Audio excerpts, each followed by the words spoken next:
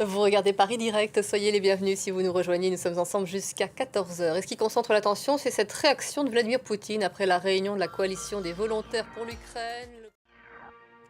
Vladimir Poutine n'a donc pas tardé à réagir aux annonces faites après la réunion de la coalition des volontaires pour l'Ukraine. Nous avons appris qu'une Française était parmi les victimes de l'accident de funiculaire à Lisbonne.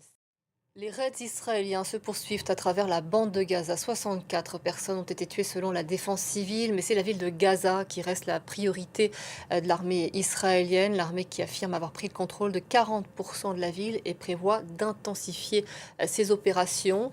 De son côté, le Hamas a diffusé la vidéo de 2 otages. Nicolas Chamontin. Il y a encore des répliques en Afghanistan 5 jours après le séisme qui a frappé le pays, ce qui complique le travail des secouristes. 2200 personnes ont été tuées et plus de 4000 autres blessées selon un tout dernier bilan. Léo Péchard.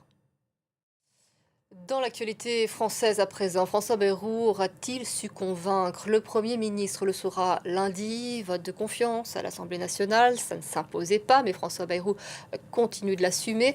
Il n'aura cessé ces dernières semaines d'alerter sur l'état catastrophique des finances publiques. Clémence Barbier pour France 2.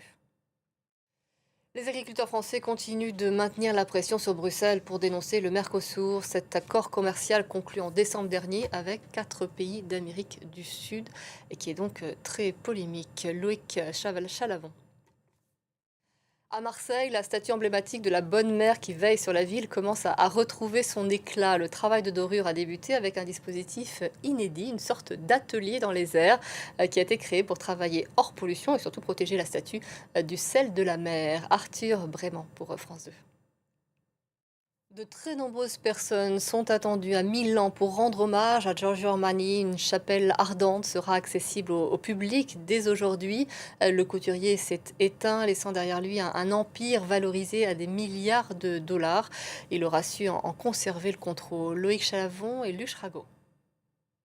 C'était l'essentiel de l'actualité. Restez avec nous.